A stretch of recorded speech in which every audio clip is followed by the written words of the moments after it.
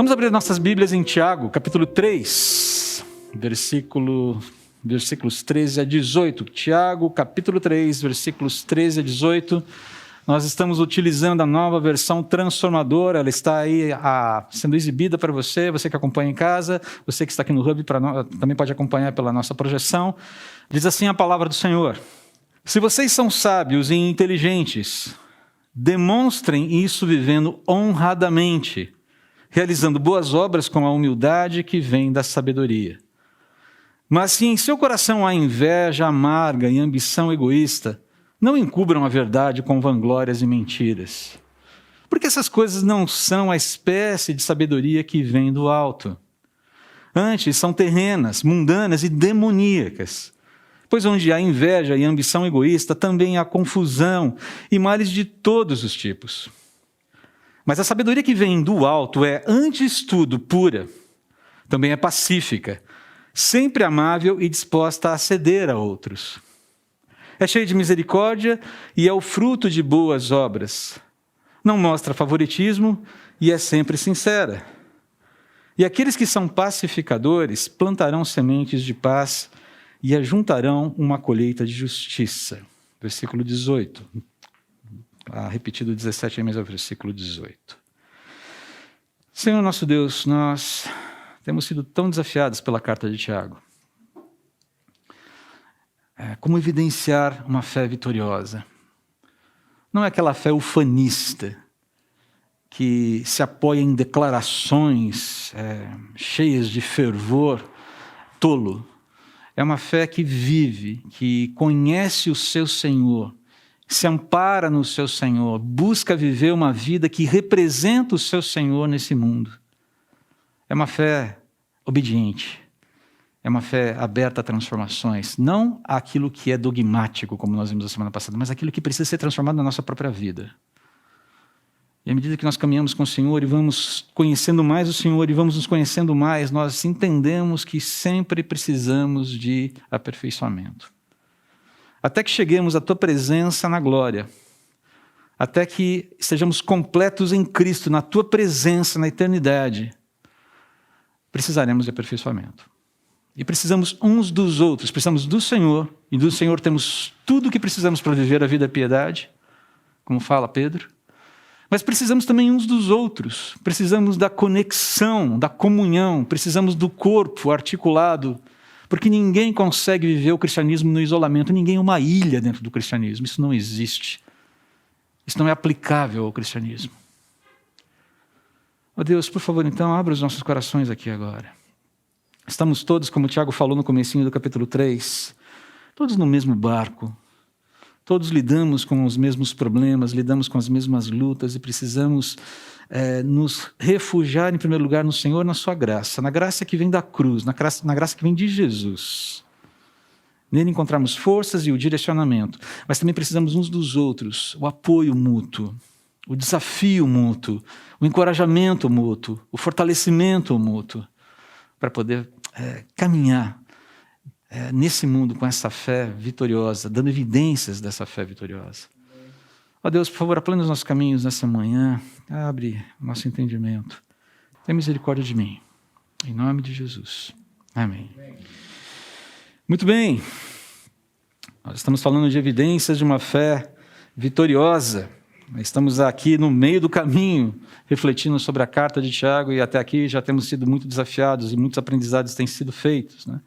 Têm sido conquistados aqui. Na semana passada a gente viu que o cristão tem uma luta na qual ele deve se engajar. Qual é essa luta? Qual é essa luta? O cuidado com o quê? Com o falar.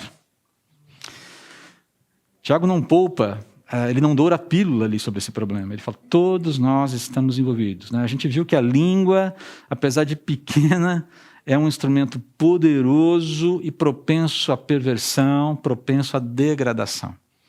E a gente está nesse processo todo, todos nós estamos envolvidos nesse problema. Ninguém é exceção nessa questão. Ele falou isso no capítulo 3, no versículo 2. Não é verdade que todos nós cometemos muitos erros? Se pudéssemos controlar a língua, seríamos perfeitos. Então, sempre ali, primeira pessoa do plural, estou dentro do problema, entendo. E, gente, vamos lá, precisamos lidar com isso aqui, debaixo da capacitação de Deus, debaixo da capacitação do Espírito, sempre dependentes da graça de Deus. Esse é o ponto de partida aqui. E a gente viu também que o que põe fogo na língua, que bota fogo na língua, é o lixo abrigado no coração humano. A gente viu isso também. E aqui eu já estou começando a fazer algumas conexões de mensagens anteriores com a última mensagem. Então, os desejos pecaminosos, o lixo abrigado no coração, as epitomias, vocês se lembram disso?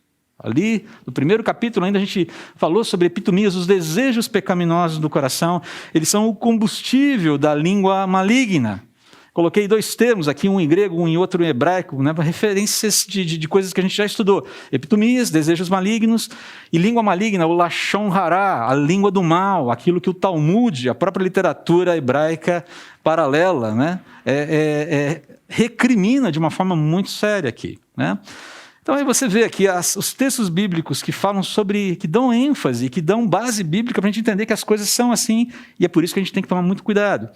A língua é uma chama de fogo, é um mundo de maldade que corrompe todo o corpo, ateia fogo a uma vida inteira, pois o próprio inferno a acende. É o próprio Senhor Jesus falando. O que Tiago falou no início do capítulo 3, essa ideia do inferno incendiar, o Gehenna, aquela ideia do lixão ali no Vale de Inom, ali no sul de Jerusalém, que nunca parava de queimar lixo, ele usa essa metáfora, essa ilustração para dizer o que é um coração que acomoda desejos malignos, que produz, que deixa esses desejos malignos produzindo aquele gás mortal dentro de si. Do coração vêm os maus pensamentos, homicídio, adultério, imoralidade sexual, roubo, mentiras e calúnias. Novamente, são textos que a gente já tem utilizado, a gente tem recuperado para ficar muito claro. Tiago, ele é muito repetitivo. Então, por isso que a gente repete também. Uma árvore é identificada por seus frutos. Se a árvore é boa, os frutos serão bons. Se a árvore é ruim, os frutos serão ruins. A boca fala do que o coração está cheio. E nesse momento, com tudo isso que a gente já viu, com esses textos que acabamos de reler, surge uma questão importante aqui, que a gente precisa... Na verdade, essa questão já deve estar latente aí dentro de você há um certo tempo. Está latente dentro de mim desde que eu comecei a estudar essa carta novamente. Porque ela me relembra, ela recaptura a minha atenção para uma questão que precisa estar constantemente na minha mente. Se a boca fala do que está cheio, o nosso coração, o meu coração, o seu coração, e Jesus acabou de afirmar que sim, o que o nosso falar hoje, o que o meu falar no presente, tem me revelado sobre o meu coração e as suas disposições, e talvez até as minhas indisposições. Faça uma reflexão aí em casa, você aqui, para pensar um pouquinho. Nós estamos cultuando a Deus hoje. O culto, ele se dá num ambiente, numa instância de descanso. E na instância de descanso, de lazer, nós somos levados por Deus a refletir aquilo que o próprio Senhor fez quando, depois de todo o seu trabalho, ele descansou. Eu vi que tudo era bom. E Deus olha para trás, puxa, que legal, o que eu fiz é muito bom, muito legal. Nesse dia de descanso, quando cultuamos a Deus, e o culto está encapsulado dentro desse descanso, dentro desse lazer, faça uma análise. Se a boca fala do que está cheio o coração, o que o nosso falar atual revela sobre o nosso coração e as suas disposições. Aí você fala, puxa, André, você vai me deixar deprimido logo cedo aqui, né? E quando a gente fala de coração, lembra, a gente está falando de alma, de mente, a gente não está falando só de sentimentos, a gente está falando de consciência, de conhecimento, de pensamentos, de motivações, de intenções. E talvez nesse momento você já bata uma fotografia, pode ser, não estou dizendo que é, mas talvez você bata uma fotografia e fala, cara, tem um problema. Houston, we have a problem. Ok. Todos nós pecamos, de muitas maneiras. Como é que a gente sai dessa? Graça. Confissão é a disposição de colocar diante de Deus o nosso momento, mas a nossa disposição de sermos transformados desse momento para um novo momento, uma nova etapa da vida. E é exatamente esse o ponto tratado por Tiago aqui nesse texto, de 13 a 18, no capítulo 3. Ele vai falar basicamente o seguinte, que a chave para o bom falar é o bom pensar. Como alguém já disse, né, a língua está presa numa jaula, numa gaiola cercada de guardas, os dentes e os lábios. Mas ainda assim ela consegue escapar. Não é? É impressionante, o bichinho é poderoso. E o que Tiago vai falar aqui é que não é a inteligência que mantém essa jaula trancada. É a sabedoria. Mas também não é qualquer sabedoria. Como a gente vai ver aqui, a fé vitoriosa busca na sabedoria celestial os recursos para pensar e agir com correção. Essa é a fonte, a sabedoria do alto, a sabedoria de Deus, a sabedoria que o Elias mencionou aqui durante o período de louvor, no capítulo 4 de Provérbios. Aliás, Provérbios traz uma profusão de convites, de apelos, para que nós cedamos à sabedoria de Deus, porque isso é vida para a gente. E no final, né, Elias? Sobre tudo que se deve guardar, guarda o seu coração. Encha o seu coração com sabedoria e guarde. Agora, é um processo dinâmico. Ele pode oscilar. E é por isso que a gente precisa estar sempre atento. Né? Agora, vamos lembrar que, novamente, Tiago já vem falando isso desde o começo da carta. No versículo 5, no capítulo 1, ele fala, se algum de vocês precisar de sabedoria, e por favor, todos nós aqui precisamos, na verdade. Eu preciso muito. Peça a nosso Deus generoso receberá. Ele não os repreenderá por pedirem. Ao contrário. Você não vai chegar na porta de Deus e dizer, Senhor, eu preciso de sabedoria. E falar, a dispensa está cheia hoje o caminhão não entregou. Volta amanhã, por favor, que vem uma nova remessa, e aí a gente... Né? Mas, Senhor, eu quero a sabedoria com a moldura tal. Não existe isso. Você chega diante do Senhor, clama, e Ele, ok, vamos trabalhar, vamos começar. Agora lembre-se, o fornecimento de sabedoria também não é uma coisa, não é um clique. Eu peço, recebo e está tudo funcionando. Não é como entrar num fast food da vida e pedir um hambúrguer.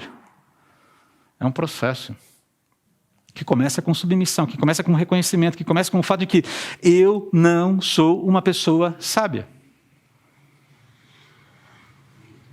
E é difícil falar isso. Porque a gente gosta de parecer sábio. Nós gostamos de nos olhar no espelho e olhar, nossa, aí é uma pessoa sábia. Nós gostamos dos nossos momentos de sabedoria. Nossa, mandei muito bem agora, não é verdade? Uau! Mas o fato é que nós precisamos entender diante de Deus que a nossa sabedoria ela é muito frágil. A nossa capacidade de discernimento é muito frágil. E esse é um processo constante de nos alimentarmos. Isso não precisa ser algo depressivo para você. Opressivo. Muito pelo contrário, é libertador. É libertador. Senhor, eu preciso do Senhor. O Senhor é a minha fonte constante de alimentação. É por isso que a fé vitoriosa ela busca na sabedoria celestial os recursos para pensar e agir com correção. E aqui, no agir, está também o falar. Ok? Muito bem, vamos para o primeiro ponto aqui, que é importante. Se você prestou atenção na leitura do texto, você vai ver que há um contraste entre duas sabedorias. Dois tipos de sabedorias. E Tiago começa falando que a sabedoria celestial ela é bondosa e humilde. Então, se eu estou sendo abastecido por essa sabedoria, naturalmente, eu preciso refletir bondade e humildade. A questão, o que ele quer dizer com humildade, a gente vai ver aqui. Então, ele começa com uma provocação, na verdade, que a NVT talvez não traduza tão bem. Algumas outras versões colocam uma pergunta, no formato de pergunta aqui. Algum ou alguém dentre vocês se considera sábio? É uma pergunta retórica. Sim. Ok, essa é a ideia, né? Então ele vai perguntar, são perguntas, é uma forma de, é uma provocação que algumas versões trazem no formato de pergunta, mas aqui continua, né? Você percebe, ó, se vocês são sábios e inteligentes, ou seja, vocês têm discernimento moral, vocês estão entre as pessoas que têm discernimento moral, vocês são as pessoas que são hábeis em lidar com as questões práticas da vida. Essa é a ideia aqui. Vocês são pessoas que têm compreensão sobre o que é a realidade e o que é a vida? Essa é a ideia por trás dessa frase aqui. E ele vai falar, então provem. Deixa eu colocar uma outra versão para vocês. Já está ali. Traduzida da English Standard Version, que eu acho que captura melhor um pouquinho essa ideia da provocação de Tiago. Ele faz a pergunta, olha lá. Quem é sábio e entendido entre vocês? Não é uma provocação negativa, do tipo, vocês estão se achando, né? Não, não é isso. Eu falei, gente, existe essa qualidade em vocês? Então mostrem. Mas não simplesmente falando. Discursos bonitos, por favor, a gente já está cheio. A gente quer vida. A gente quer eco. A gente quer vida. A gente quer gente demonstrando isso. Mostrem. Não pelo falar, pelo muito falar. Vivam essa ideia. Então provem. Como? E ele vai falar, ele continua colocando aqui. A resposta está no próprio versículo. Como então? Vivendo honradamente e realizando boas obras com humildade. O que significa isso na prática? Diz respeito à forma como nós nos relacionamos com Deus e como isso impacta o nosso relacionamento com o próximo. Viver honradamente diz respeito à reverência, diz respeito à decência, à obediência e à honestidade que a gente nutre para com a pessoa de Deus, aquilo que a gente chama de piedade. Piedade. Piedade tem a ver com a pessoa de Deus. Uma pessoa pia é uma pessoa que reverencia a Deus. Uma pessoa ímpia é uma pessoa que não reverencia a Deus. E não é uma reverência só de palavras. É uma disposição de entrega. E ele falou, olha, essa reverência, essa vida honesta, essa vida limpa diante de Deus, que vai se tratando continuamente, ela tem um reflexo muito interessante no que diz respeito ao próximo, porque você vai olhar para o próximo e vai se identificar, vai se compadecer, você vai ter empatia por ele. E a sua empatia deve se mover de uma determinada forma. Ame o seu próximo como se fosse você, como se a dor que ele sente fosse a que sente você. Ame o seu próximo como se fosse você, como se a dor que ele sente doesse mais em você. Essa questão da empatia que só o Espírito Santo de Deus pode promover. Não sei quanto a você, mas o André, pelo André, é muito egoísta. Ele está preocupado com ele mesmo, o tempo todo. Ele não está muito interessado no que o outro precisa. Ele está preocupado no que ele precisa. Se há qualquer movimento da minha vida que vá na direção do outro, essa empatia... é porque o Espírito Santo de Deus, é porque a cruz está cravada na minha vida e me move. E diz para mim, é por aí mesmo, vai. Aliás, precisa se mover mais, vamos, força, vai em frente. Porque há momentos em que você tenta puxar o freio de mão, fala, mais devagar aqui, Senhor. Ou então, vai na banguela. E Deus fala, não, filhinho, vamos aí. Tem muita coisa para fazer. Mas percebe que essa ideia de humildade aqui, o termo utilizado aqui por Tiago, ele diz respeito a uma forma mansa, a uma forma gentil, a uma forma cortês, de lidar com os outros com consideração. É você caminhar na direção do outro com essa disposição mansa, com essa disposição gentil, cortês, que considera o outro. É interessante, falou, como é que você vai mostrar que você sabe inteligente vivendo dessa forma? Basicamente, queridos, o que a gente precisa lembrar, e a palavra de Deus está o tempo todo enfatizando isso, é que a sabedoria de uma pessoa, ela é percebida por suas ações. A sabedoria de uma pessoa é percebida por suas ações, não pela quantidade de conhecimento que ela tem. Conhecimento você pode adquirir na academia, lendo bons livros, assistindo bons documentários. Você conhece, você adquire conhecimento. Mas sabedoria não. Sabedoria não. A gente vive numa época, presta atenção aqui que esse negócio é complexo. A gente vive numa época de obesidade teológica. Nossa época oferece acesso impressionante a um mundo de conhecimento teológico, conhecimento sobre a Bíblia, conhecimento sobre Deus, conhecimento sobre o cristianismo, conhecimento sobre Jesus, conhecimento sobre a vida cristã, como criar filhos, sabe, como fazer a oração do poder, enfim, você tem informação sobre tudo que diz respeito ao cristianismo, mais um pouco. Nunca se escreveu tantos livros sobre tanta coisa relacionada ao cristianismo. Na verdade, Até as livrarias. Eu lembro que eu sou da época em que você, para comprar um livro cristão, você tinha que ir numa livraria cristã. Hoje você vai em qualquer livraria e está lá. Você encontra C.S. Lewis em qualquer lugar. Maravilhoso. E você encontra outras porcarias também. Mas nunca se escreveu tanto, nunca foi tão difundido esse assunto chamado cristianismo. Tem público para isso. Tem público, porque senão ninguém produziria tanto. A oferta de canais na internet, sites, podcasts, é incontável. Né? Quantos seguidores fulano de tal tem? Eu lembro de ter ouvido, e isso não é uma crítica, ok? É apenas uma constatação. Uma pessoa chegou para mim outro dia e disse: rapaz, assisti 4 cultos hoje. Assisti o culto do fulano de tal, culto do fulano de tal. Isso me deixou um pouco preocupado. Culto do fulano de tal, depois assisti o culto do Beltrano, do Cicrano. Quase que eu perguntei: você assistiu o culto da sua igreja? Mas achei melhor não perguntar, porque aí seria provocativo demais. Mas deu vontade. Mas você assistiu o culto da sua? Não, fica quieto, melhor não. Então existem grandes mensagens, grandes mensageiros, grandes pregadores, palestrantes, grandes ensinos estão à disposição de todo mundo a um clique ou a um touch. Não é verdade? Não é verdade, isso está acontecendo aqui. Mas a pergunta que eu faço é: e daí? E daí?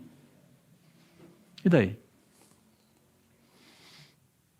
O que esse conhecimento está gerando no fim das contas? Está gerando mais pacificação no meio dos crentes? Está gerando mais evangelismo? Está gerando mais vida piedosa? Que vida piedosa a gente consegue medir. É fácil. Comunhão, testemunho, pacificação. Lembra dos problemas que a gente falou sobre polaridade semana passada? O quanto a polaridade tem se esvaziado do meio. Isso é conhecimento sendo aplicado, fazendo transições na vida da pessoa. Opa, entendendo, começa a me encaminhar ali. E daí? O que esse conhecimento está gerando no fim das contas? É mais combustível para alimentar as polaridades que a pessoa abriga no coração? Porque a polaridade está no coração.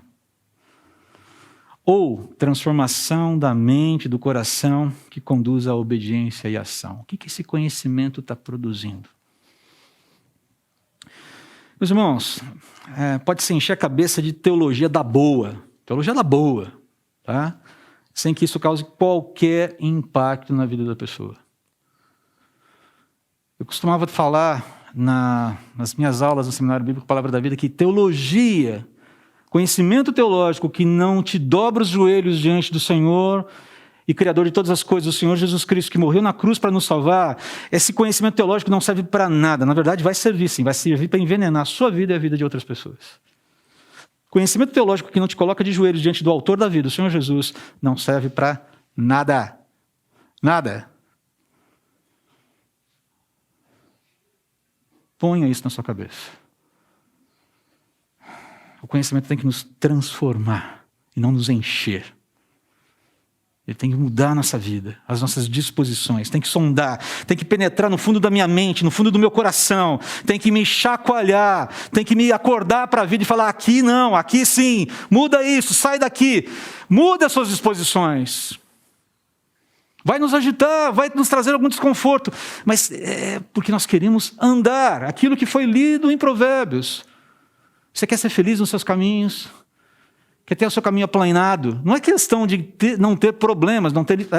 ok, uma vida livre de problemas, quem não quer isso? Não, ele está falando de caminhos aplanados, de estar em paz com Deus, de ser amigo de Deus e de ser usado por Ele. Tem um detalhe nessa história aqui do obeso teológico, né? O obeso teológico jamais vai poder alegar ignorância diante de Deus. Sabe o que eu não sabia? Eu falei: não, você sabia. A questão real é por que você resistiu à transformação, porque você não se entregou à transformação que o conhecimento trouxe, que o conhecimento desafiou você a ter. Mas você sabia. Eu gosto muito das frases do James Inel Packer, um teólogo, um clérigo e teólogo anglicano, nascido na Inglaterra, mas viveu no Canadá durante muito tempo. Faleceu no meio do ano passado. Ele tem frases memoráveis. 2 frases dele aqui que parece que sintetizam bem essa questão aqui colocada por Tiago, né? Não há nada mais irreligioso do que a religião voltada para si mesma. A religião, quando ela é vivida de mim para mim, ela não é a verdadeira religião. É isso que ele está falando aqui. E aí, uma das frases mais impressionantes, e que para mim hoje tem um valor tão grande, sempre teve valor, mas para mim ela me capturou a atenção de uma forma tão impressionante, essa frase. O propósito da igreja é tornar o reino invisível visível através da vida e testemunho de um cristão fiel. Sensacional. Que poder de síntese. Que poder de síntese. Queridos irmãos, Sebemoema. Não sejamos contados entre os obesos teológicos, meus irmãos. Não sejamos contados entre eles. Vamos viver um cristianismo verdadeiro, um cristianismo na dimensão que Deus determinou que ele deve ser vivido. Não caiamos nessa armadilha de encher-nos de conhecimento teológico achando que isso é espiritualidade verdadeira. Não é. Nunca foi. Jamais será. Nós precisamos viver esse cristianismo que nos conecta, que está fundamentado na palavra dos apóstolos, que está fundamentado na Bíblia, nas Escrituras, na oração, que busca ser intencional nos relacionamentos, que se voluntaria na direção do outro, que tem empatia pelo outro, que experimenta a mutualidade verdadeira, essa coisa que está quase em extinção em muitos guetos cristãos. E ao fazer tudo isso, ao viver dessa forma, cumpre o seu propósito verdadeiro de tornar o reino invisível de Deus visível, através do testemunho, através da vida, através do seu viver, através do seu movimento, do seu trilhar a história nesse mundo. Nossas atitudes revelam a natureza da sabedoria que nos influencia. Novamente, voltamos ali para aquela frase, né? O que é se a nossa boca fala do que está cheio o coração, o que ela revela sobre o nosso coração, né? Veja só o que ele está falando aqui na sequência. Mas se em seu coração há inveja amarga e ambição egoísta, não encubram a verdade com vanglórias e mentiras, portanto, porque essas coisas não são a espécie de sabedoria que vem do alto. Ou seja, detectou que há inveja amarga no coração, que há ambição egoísta, não se iluda, isso não vem de Deus. Isso não é produzido pelo Espírito de Deus. Não é o tipo de sabedoria que vem do alto. Tem uma outra fonte aqui. E ele vai falar, olha, antes são terrenas, mundanas e demoníacas, pois onde há inveja e ambição egoísta, também há confusão e males de todo tipo. Inveja amarga, essa ideia de ressentimento sobre o próximo ser e ter o que eu considero que deveria ser para mim, ser em mim. Esse é o grande problema da inveja amarga, porque ela olha para o outro e diz assim, ele não deveria ter isso, eu deveria ter. Não é simplesmente falar, eu também quero. Ele não, eu sim. Essa é a ideia aqui. Eu mereço, não é simplesmente eu mereço tanto quanto o outro, eu mereço o que é do outro mais do que ele. Sejam seus talentos, sejam seus dons, seja a sua popularidade, seja lá o que for, suas posses. Essa é a ideia aqui. A ideia de ambição egoísta é trabalhar focado no ganho que você vai ter, e não no ganho que o corpo deve ter. Perceba como esse é o tipo de ideia muito presente dentro da realidade humana aqui. Tiago vai demonstrar que, olha, não há por que se gloriar nesse tipo de disposição, né? De inveja amargurada e de ambição egoísta, especialmente ambição, né? Eu lembro de Gordon Gekko, no Wall Street, no filme de década de 80, a maioria aqui não lembra. A frase que marcou uma época, a época dos yuppies. Greed is good, ou seja, ganância é bom. A meta de todo yuppie, década de 80, era alcançar o primeiro $1 milhão, numa época em que $1 milhão não é basicamente o que $1 milhão é hoje.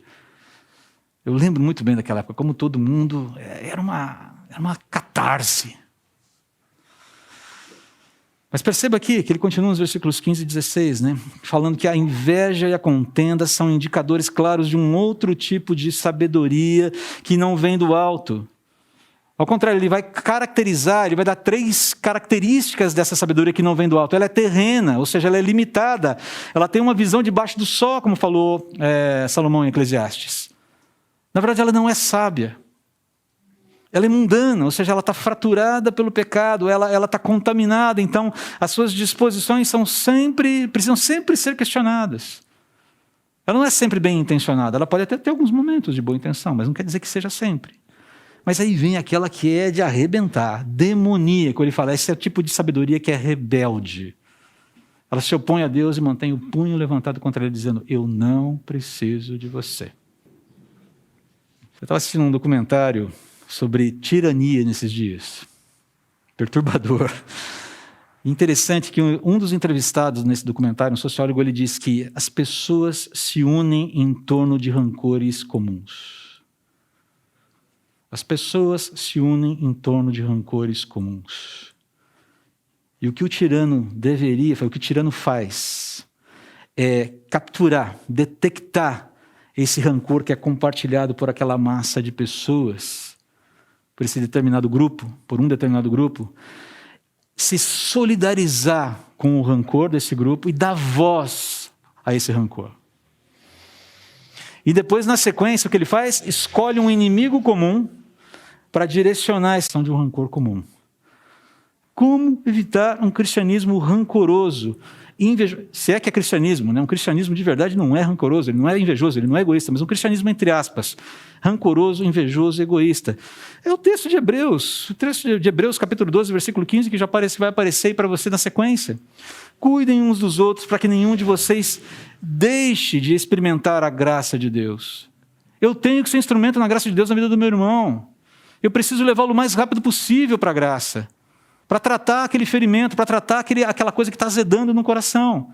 Mas existe uma outra advertência muito importante aqui. Fiquem atentos para que não brote nenhuma raiz venenosa de amargura que cause perturbação, contaminando a muitos. Uma vez que nós detectamos, e aqui quando ele está falando raiz de amargura, ele está falando de pessoas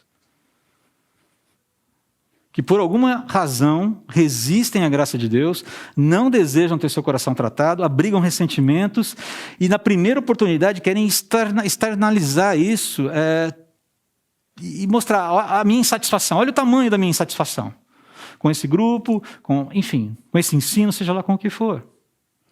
A inveja, a ambição egoísta, a rivalidade só podem produzir desordem. Elas produzem desordem, elas produzem confusão e uma série de outros efeitos malignos numa comunidade. E o que o autor de Hebreus está dizendo, fala, não permitam que essa coisa se instale entre vocês. Não permitam. Irmãozinho, vamos tratar esse negócio que está aí dentro do seu coração? Vamos lá, vamos conversar sobre isso. Eu estou indignado. Ok, você está indignado, vamos conversar sobre isso. Mas se houver resistência a esse tipo de diálogo, que quer tratar, que quer resolver, há outras medidas que precisam ser tomadas. Mas esse é um outro assunto, não é assunto para agora. Mas percebam, há uma responsabilidade do corpo, de cuidar do corpo para que esse tipo de coisa não se instale e não contamine a muitos. É uma responsabilidade de todos nós, com o nosso coração e com o coração do nosso próximo. E ele vai focar aqui que um cristão, né, ele vai terminar aqui, né? Um cristão verdadeiramente sábio não busca glória ou ganho para si. A minha história, eu preciso entender isso. A minha história está encapsulada na história de Deus. Os movimentos que Deus fez protegendo a família Gomides lá na Tailândia não são uma receita de bolo que a gente invoca para a nossa própria vida em momentos semelhantes. O que Deus fez por eles, dado um determinado cenário para o louvor da sua glória. Pode ser diferente na minha vida, pode ser diferente na sua vida. Porque senão a gente vai começar a pensar que Deus aqui tem alguns preferidos e os menos preferidos ele dá um chutão para do lado. Tem a ver com a história. Tem a ver com a minha história encapsulada na história dele, cumprindo seus propósitos eternos. E a verdadeira sabedoria, ela busca entender de Deus qual é o movimento que Deus quer fazer na minha vida, dentro da sua história, para que eu sirva, para que eu honre, para que eu glorifique, para que eu seja bênção na vida do meu irmão. Precisamos tomar cuidado com a construção em torno da nossa percepção do que é o cuidado de Deus conosco. Porque senão criamos uma receita de bolo. E quando essa receita de bolo não se cumpre na nossa vida, a gente fala, pô, Deus, qual é? Ô Todo-Poderoso, pô, qual é, bicho? Quando Deus, na verdade, fala, peraí, você não está entendendo. A minha história com você, a minha história com você, a minha história com a família Gomides, a minha história com a família Gomides. Vamos com calma aí. Queridos, um verdadeiro cristão busca ser instrumento de graça e de generosidade na vida dos seus irmãos. Ele se abre para que os seus irmãos sejam instrumentos de graça e generosidade de Deus em sua vida, ou seja, uma via de mão dupla. Da mesma forma que eu quero cuidar, eu me abro para ser cuidado. Sabedoria graciosa é o contraponto à dinâmica da sabedoria terrena, mundana e demoníaca apresentada aqui nesses 3 versículos. E por fim, ponto C. É a sabedoria celestial, bondosa e humilde, a única capaz de produzir verdadeira justiça. Tiago fala assim, mas a sabedoria que vem do alto é, antes de tudo, pura. Também é pacífica, amável, disposta a ceder a outros, é cheia de misericórdia, é fruto de boas obras, não mostra favoritismo, é sempre sincera. E aqueles que são pacificadores plantarão sementes de paz e ajuntarão uma colheita de justiça. A sabedoria de Deus, a sabedoria celestial, a sabedoria que vem do alto é a única capaz de produzir pureza verdadeira. Porque a sua procedência é santa. Ela é a única capaz de produzir disposições pacificadoras verdadeiras. Porque ela é pacífica. Ela é a única capaz de produzir no nosso coração tolerância correta. Aquela ideia de acolher com discernimento. Acolhimento, sim, mas com discernimento. Ela é a única capaz de produzir submissão. E submissão é uma palavra quase que banida do dicionário das pessoas no século XXI, né? Mas tem a ver com essa submissão mútua. Está lá em Efésios capítulo 5, versículo 21, né? Paulo fala, sujeitem-se uns aos outros por temor a Cristo. A minha reverência ao Senhor Jesus, ao que Ele fez por mim, me faz andar com os meus irmãos e fazer esse movimento de cuidado, e muitas vezes eu vou me submeter. E em outros momentos o outro vai se submeter, para que haja o quê? Acordo, unidade, não uniformidade, mas unidade. Abrir mão de certas coisas que não preciso lutar, brigar por isso. O que é mais importante é o vínculo que me une. Sensibilidade, imparcialidade, sinceridade. Agora, note como todas essas disposições, todos esses valores, eles estão em oposição a essa divinização, a essa sacralização do indivíduo que está acontecendo, especialmente nos dias atuais, que é fruto da sabedoria terrena, mundana e demoníaca. Por fim, Tiago vai afirmar, ele vai terminar aqui no versículo 18, afirmando que homens e mulheres verdadeiramente sábios são pessoas de paz, são pacificadores, e seu falar deve refletir essa paz. É um alvo. Nem sempre o meu falar reflete a paz que Deus quer comunicar às pessoas. Estou na luta. Estou no propósito, como diriam alguns amigos mais antigos. Estou no propósito, estou no alvo, estou no caminho. Essas pessoas, esses homens e essas mulheres, são aqueles que abrem caminhos para que a paz de Deus seja proclamada e a sua justiça derramada e ministrada na vida das pessoas. Queridos, o bom falar carece do bom pensar. O bom pensar, por sua vez, carece do coração sábio. O coração sábio, ele só pode ser abastecido pela sabedoria do alto, procedente de Deus, disponível a nós pela graça de Deus ministrada na cruz. Aqueles que são de Deus, aqueles que são salvos por Jesus, têm acesso a essa sabedoria. Sabedoria que nunca acaba. Sabedoria que está disponível a mim e a você nesse momento agora aqui. Sabedoria humilde, sabedoria graciosa e sabedoria pacífica. Esse é o desafio para nós aqui. Um bom resumo até aqui. Um crente deve permanecer...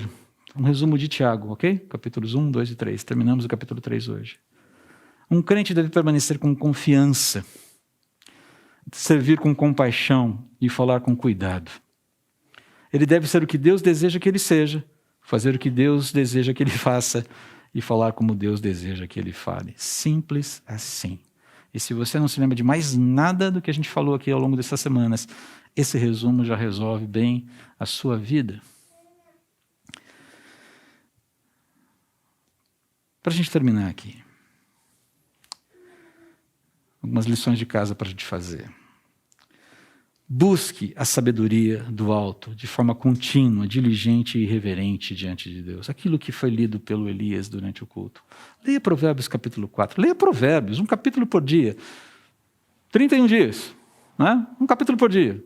Aí o que eu faço em fevereiro? Você lê 2 capítulos em alguns dias. Já resolve o problema. Tá bom? Busca a sabedoria do alto. Olha só que Provérbios 2, 6. Quase que eu peguei o seu texto, Elias. Mas peguei um outro aqui agora, mas você vê como o Espírito Santo age, né, cara? Ele vai completando as coisas, né? Tantas coisas aconteceram nesse culto hoje que não foram combinadas e Deus foi maravilhando meu coração ali com essa ação dele. Dê ouvidos à sabedoria e concentre o coração no entendimento. Clame por inteligência e peça entendimento, busque-os como prata, procure-os como os tesouros escondidos. Então entenderá o que é o temor do Senhor e obterá o conhecimento de Deus, pois o Senhor concede sabedoria, da sua boca vem conhecimento e entendimento. Provérbios 2, 2 a 6. Segundo, assuma o compromisso de, abastecido pela sabedoria do alto, dar visibilidade ao reino de Deus, sendo um semeador da sua paz. Essa é a finalidade de ser cristão nesse mundo. Mateus, no capítulo 5 de Mateus, Sermão do Monte, nas bem-aventuranças, o Senhor Jesus fala: felizes os que promovem a paz, pois serão chamados filhos de Deus. A ideia, queridos, aqui é o seguinte, que pacificadores, eles são promotores, eles são promotores, eles focam nas relações interpessoais.